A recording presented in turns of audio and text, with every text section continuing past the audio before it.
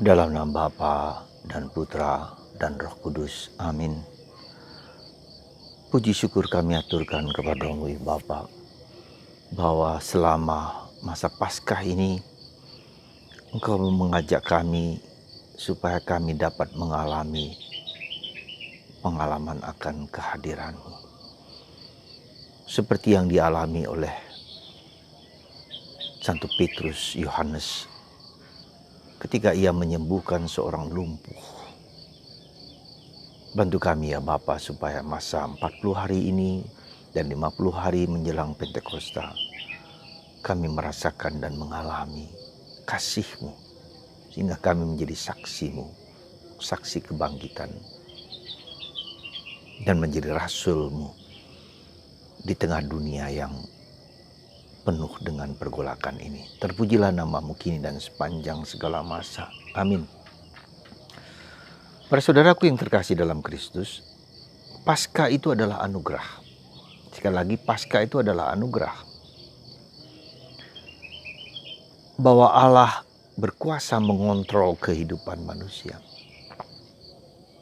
Segala yang dirancangkan kepada manusia, tetapi Tuhan akhirnya mengontrol, membaharui. Kematian itu tidak lagi berkuasa. Karena itu saudaraku yang terkasih dalam Kristus, karena ini anugerah, pasti dibutuhkan sesuatu yang penting dalam diri kita. Yaitu apa? Kita mohon ya, supaya anugerah Paskah itu memang sungguh-sungguh kita alami dalam masa Paskah ini. Jadi kalau kita tidak memohon sesuatu, kita juga tidak mendapatkan sesuatu. Ya, jadi kerinduan itu harus ada permohonan dalam hati kita. Tuhan, curahkan rahmat Paskah-Mu kepada kami, sehingga kami dapat mengalami kehadiran-Mu, mengalami Roh-Mu, mengalami kedamaian, mengalami ketentraman, mengalami kuasa-Mu, mengalami cinta kasih, mengalami kekuatan, mengalami rahmat, pengertian, roh hikmat, roh pengetahuan. Ya. Nah, roh pembaharuan hidup, roh di mana keluarga kami berdamai, di mana kami dapat hidup dalam keluarga yang sungguh-sungguh saling mencintai, menghargai, saling membaharui diri, saling mengampuni dan memaafkan. Roh supaya relasi suami istri menjadi relasi yang penuh cinta, penuh kasih. Ya. Jadi kerinduan ini harus kita mohonkan saudaraku selama masa ini. Nah, kerinduan ini apa yang kumohonkan, maka itu apa yang kudapatkan. Jadi bukan berarti bahwa anugerah Tuhan ya sudah Tuhan kasih atau tidak, bukan itu. Tapi anugerah Tuhan yang memang kumohonkan, itulah yang kumohonkan pada saat seperti ini. Ada wish, ada suatu keinginan. Dalam tradisi Yesuit dikatakan ketika kita mengadakan retreat setiap hari, rahmat apa yang kumohonkan hari ini? Ya. Sehingga pada malam hari kita tanya, rahmat itu ternyata yang kita mohonkan itu ternyata kita dapatkan. Sepanjang hari itu, besok lagi demikian, besok lagi demikian. Dan demikian pula dengan kita mohon rahmat yang baik yang kita mohonkan dari Tuhan. Entah keluarga, entah relasi suami istri, entah mohon rahmat untuk suami, untuk istri, untuk anak, untuk orang tua, untuk siapa saja, untuk gereja. Jadi itu saudaraku yang terkasih dalam Kristus. Maka sekali lagi, anugerah itu mengandaikan rahmat yang kumohonkan. Dan tentu saja rahmat itu bukanlah sesuatu yang egois untuk diriku sendiri, tetapi juga untuk siapa saja yang kita merasa bahwa membutuhkan doa-doa kita.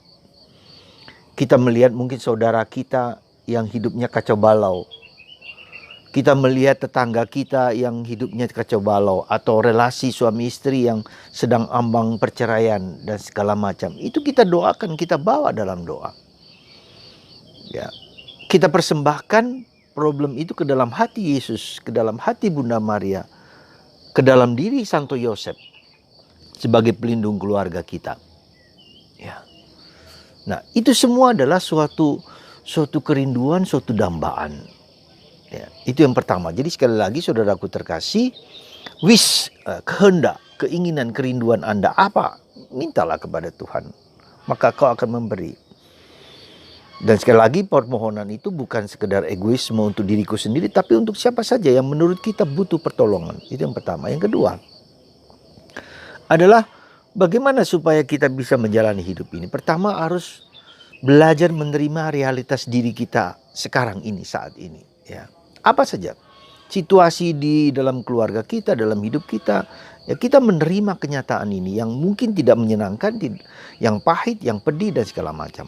Maka dalam Injil dikatakan bahwa Yesus harus menderita, dan itu sesuai dengan permintaan dalam apa yang dikatakan dalam Perjanjian Lama. Ya, bahwa Yesus harus menderita, dan itu sudah semacam dalam tanda petik takdir yang harus dijalankan oleh Yesus. Nah, demikian juga dengan kita ketika kita mengalami penderitaan apapun juga. Ya kita terima dengan penuh syukur, kita terima, kita jalani dengan sebaik mungkin. Mungkin ada problem dalam pribadiku, mungkin ada problem dalam relasi suami istri, orang tua dengan anak, ya dengan siapa saja.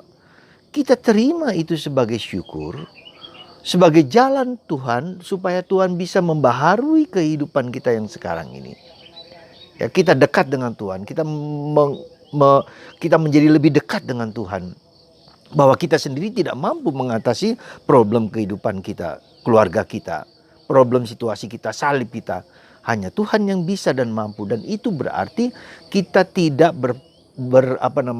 mengandalkan kekuatan kuasa kita sendiri.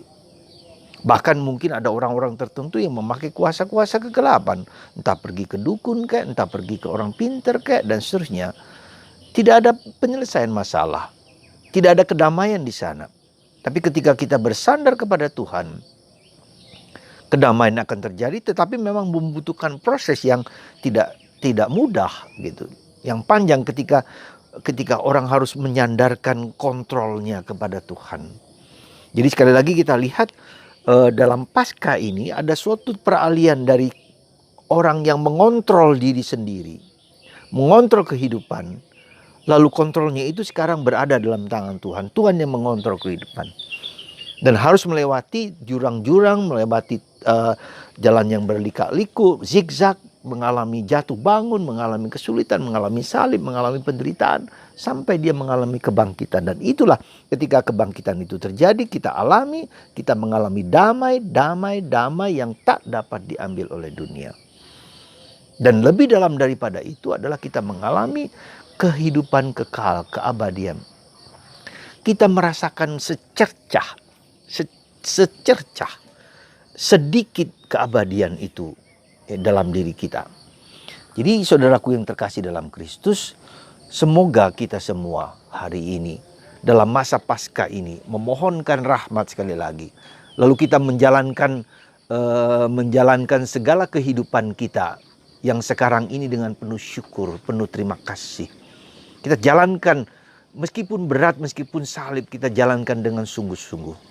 Ya, kita pasrahkan kepada Tuhan kehendaknya, kepada kehendak Tuhan, supaya Tuhan yang mengontrol kehidupan ini, yang mengubahnya. Kita belajar melepaskan kehendak kita kepada kehendak Tuhan. Itulah yang dimaksudkan dengan Tuhan Yesus dibangkitkan dari mati. Ya, Yesus pun harus menyerahkan hidupnya ke dalam tangan Bapa, supaya Bapa sendiri yang dengan bebas dan merdeka menjalankan segala-galanya dengan baik. Sekali lagi, semoga masa Paskah ini Anda dua hal. Pertama adalah Anda menerima kenyataan hidup Anda sendiri sekarang ini. Ya, menerimanya dengan penuh syukur. Apapun juga. Dan Anda dalam menerima itu memohonkan rahmat terjadilah padaku menurut perkataanmu. Dan yang ketiga, jangan lupa di ujung dari Paskah adalah Pentakosta. Datanglah Roh Kudus.